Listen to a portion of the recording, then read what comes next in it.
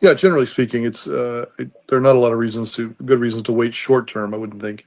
If you're Right. waiting long term, you have other reasons. If you're not going to live in the area very long, those time is a factor, obviously. Yeah. So Well, and I think that's probably the most important point, really, is that while we can't control what the market's doing from an appreciation perspective, we certainly don't have a crystal ball and we can't predict what rates are going to be 6 months, 12 months from now. While right, both of those variables are ebbing and flowing and totally out of our control, the one thing that we can control, and this is just an investment principle generally, is time.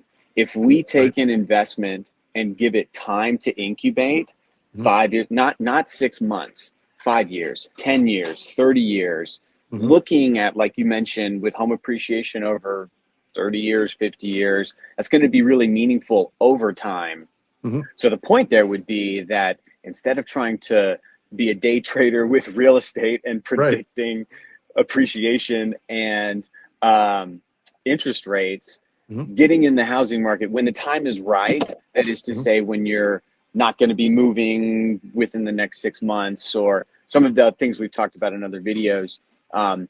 As long as the timing is right, then you kind of want to get in the housing market so that you can start to benefit from the long term appreciation and rate gains.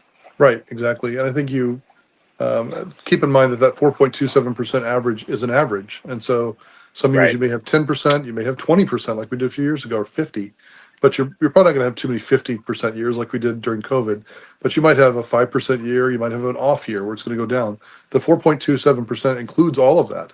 So for the past 50 years, it's gone up on average 4.27%. It's just important to keep in mind. It Right. includes all the up and Yeah. down stuff. So Exactly, exactly. And I think that, again, the error is to try and time the entry perfectly to go, aha, right, we've had a right, couple years of appreciation, time for a right, decline. I'll right, time it perfectly and then maximize my appreciation.